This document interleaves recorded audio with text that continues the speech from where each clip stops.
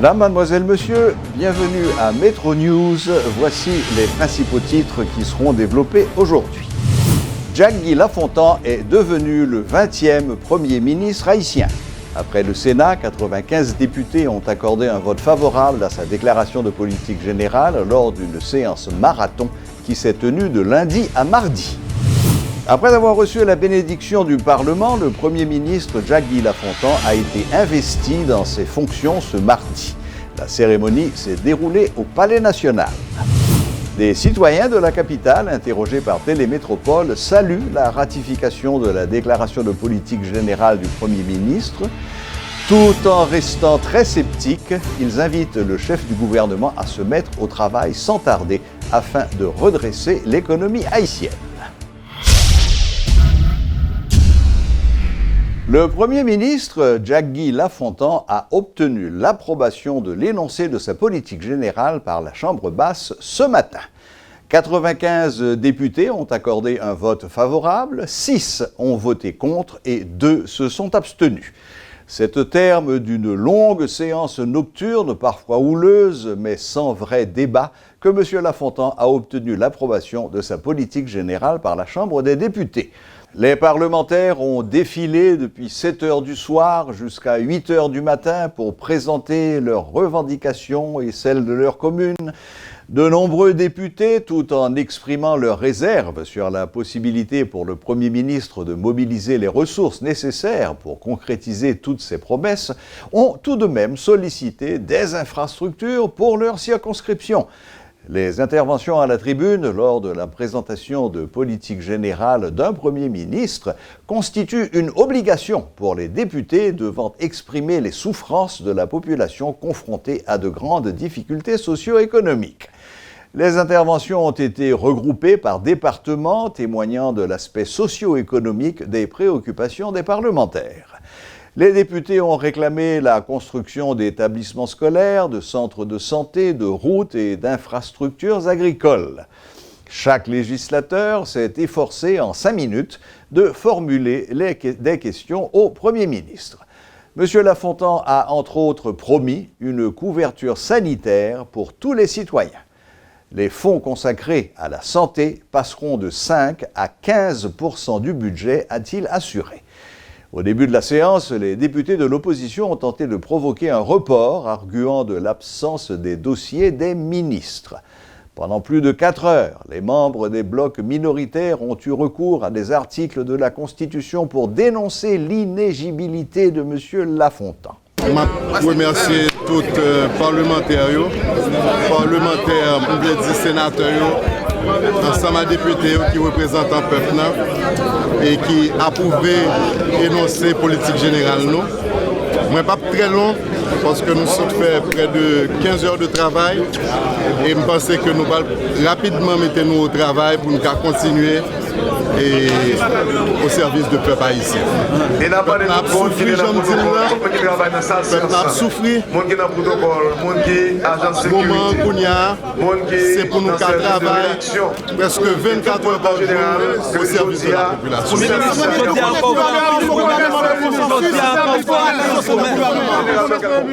Le gouvernement, il y a des Haïtiens et des Haïtiennes, je pense qu'ils font pile sacrifice et ça qui gagne de commun entre nous, c'est Haïti. Et avec le gouvernement, ça, nous pensons qu'à l'instar de nos ancêtres, nous sommes capables de sortir pays.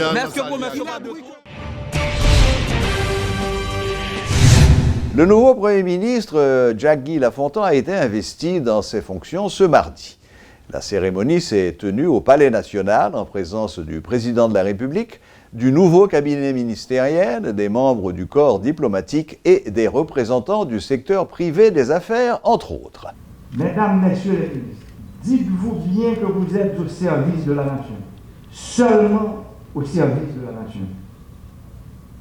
Par vos actions, vous allez devoir restaurer la confiance des citoyennes et des citoyens dans l'État.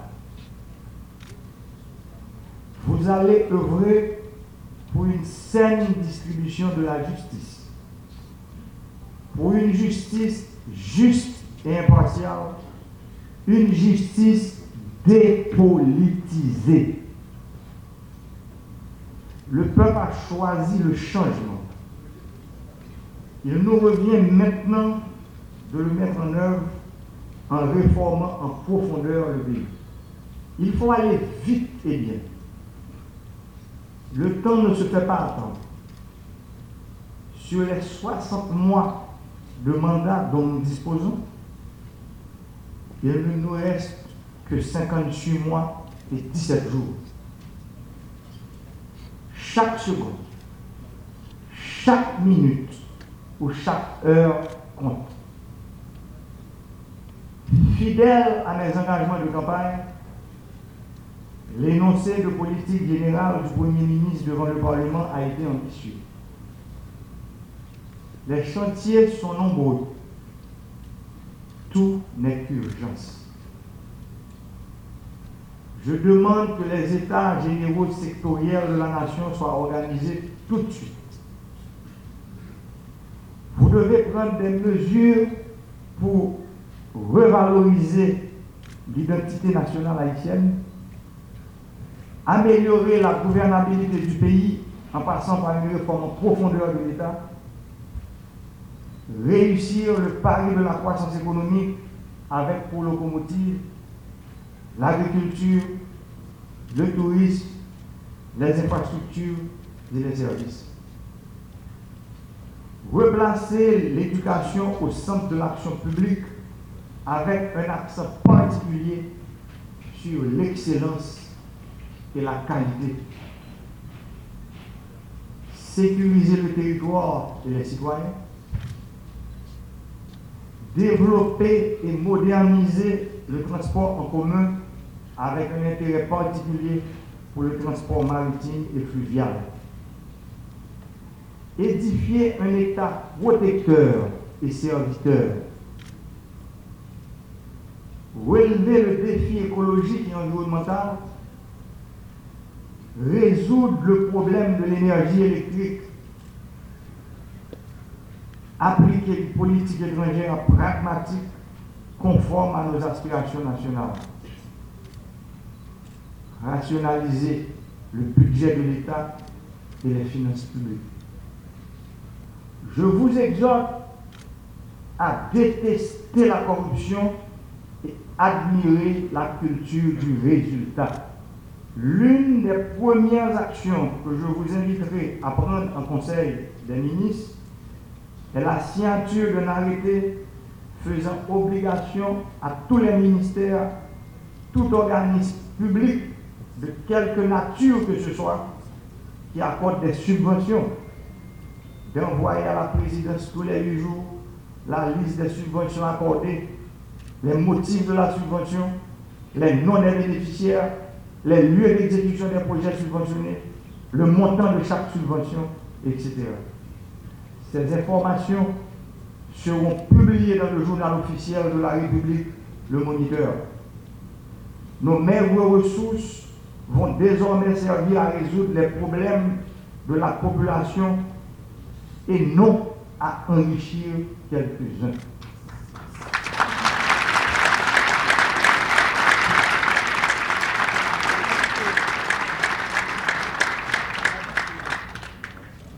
Ce sera un premier pas en vue de restaurer la confiance entre les citoyens et ceux qui gouvernent. Chers compatriotes, l'heure est grave et l'héritage est lourd. J'hérite de la primature à un moment où l'inflation est galopante, où la décote de la goutte s'accélère à un rythme inquiétant, où l'agriculture, l'ossature principale de notre économie, continue à perdre de sa compétitivité. J'ai le maillet à un moment où le peuple haïtien a faim, plus que jamais faim, à un moment où il désespère par rapport à son avenir.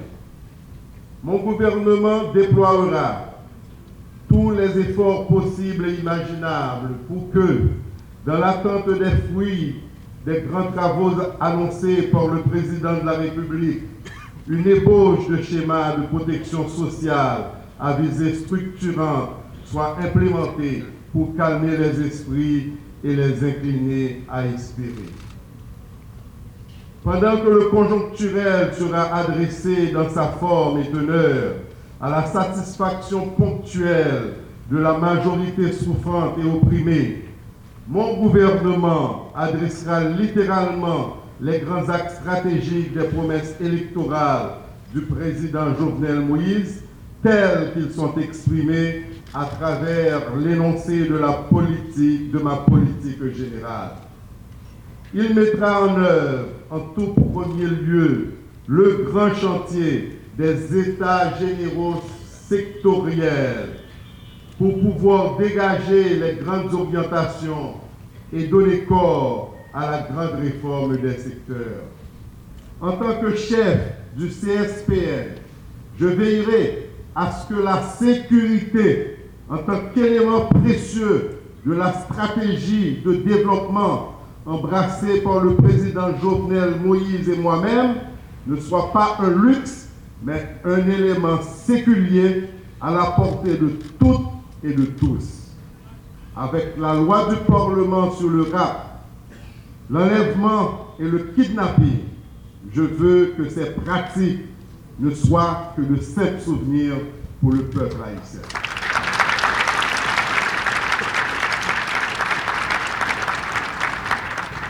Enfin, la décentralisation sera au centre des préoccupations de mon gouvernement. Le rêve haïtien est possible. Il ne peut l'être sans l'unité de ses filles et de ses fils.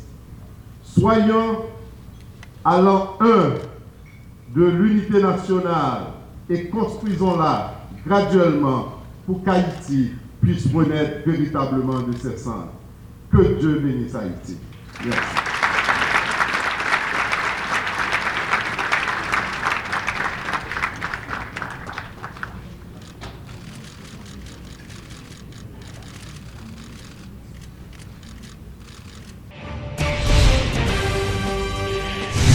Au chapitre des réactions à la ratification de la politique générale du Premier ministre Jacques-Guy Lafontan, le directeur de la maternité de l'OFATMA appelle le nouveau chef du gouvernement à faire un geste en faveur de la santé en augmentant la part du budget de l'État consacrée à ce secteur.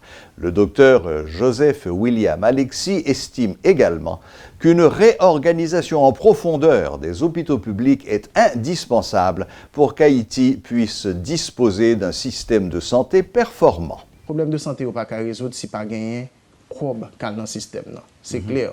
Parce que tout ça n'a pas parlé à là, c'est vrai, n'a parlé de problèmes structurels, mais c'est vrai aussi que n'a parlé de problèmes intrants, problèmes matériels qui sont dans l'hôpital.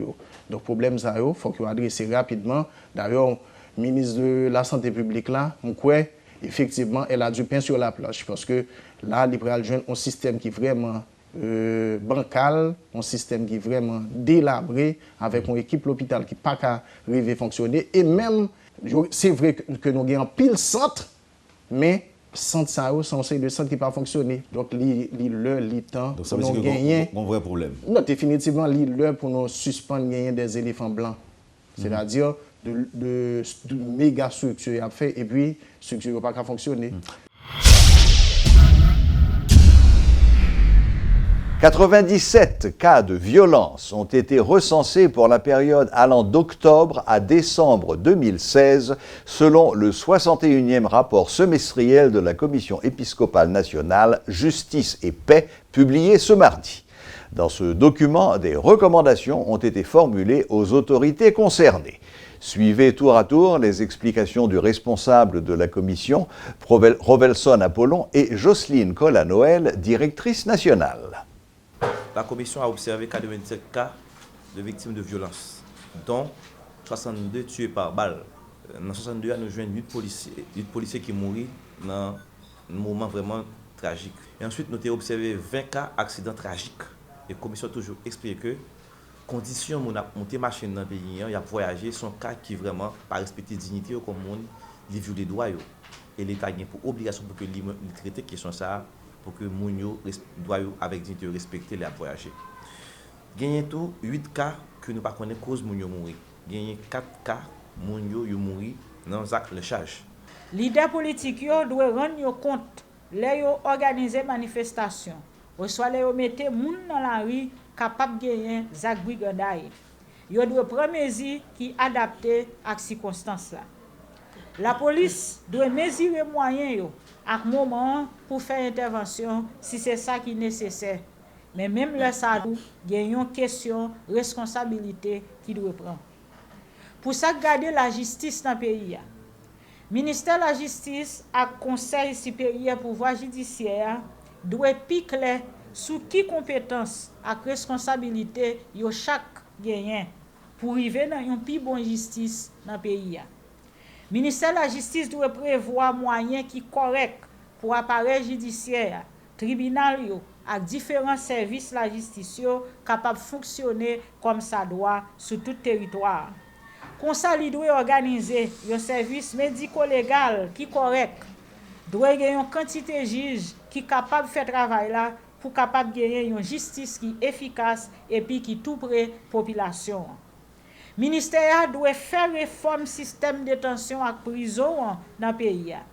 Condition la vie moun yo qui en dedans doit correct selon sa règle minimale yo mandé parce que le pays a te dit li d'accord avec règle ou bien avec principe ça yo.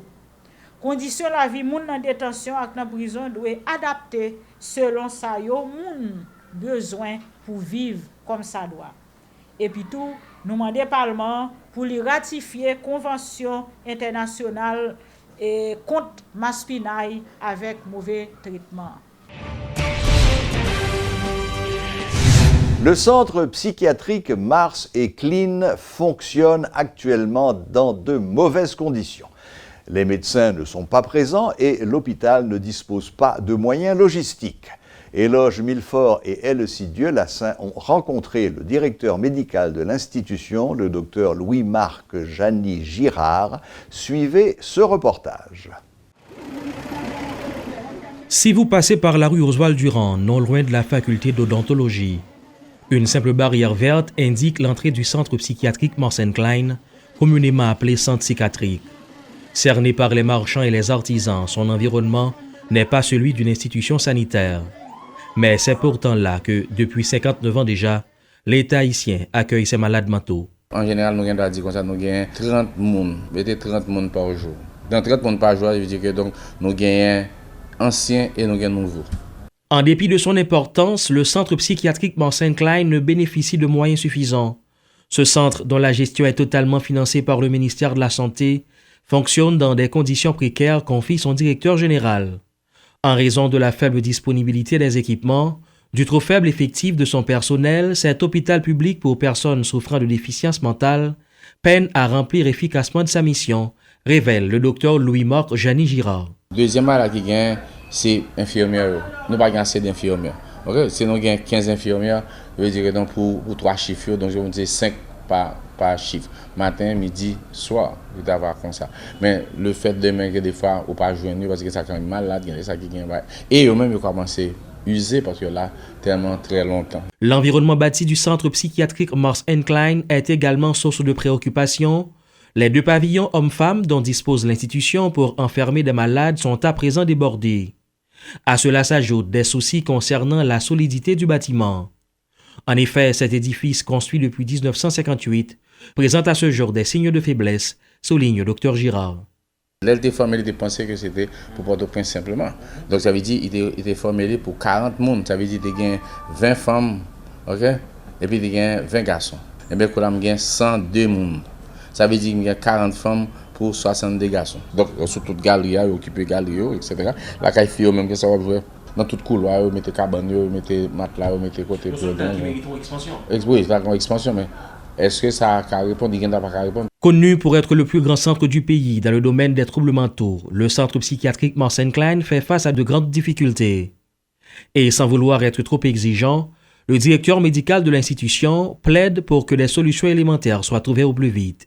budget que alloué nous devient trop petit pour nous parce que faut nous offrir nous comme intrant des examens de laboratoire. Or de temps en temps nous avons une rupture de stock. Des appareil électroencéphalogramme, c'est non seulement qui te gagné que là il en panne. Donc faut nous un psychologue, faut nous un travailleurs sociaux. Sinon pour une panne d'électricité, faut nous des carburants. L'état du système de santé mentale en Haïti reste alarmant.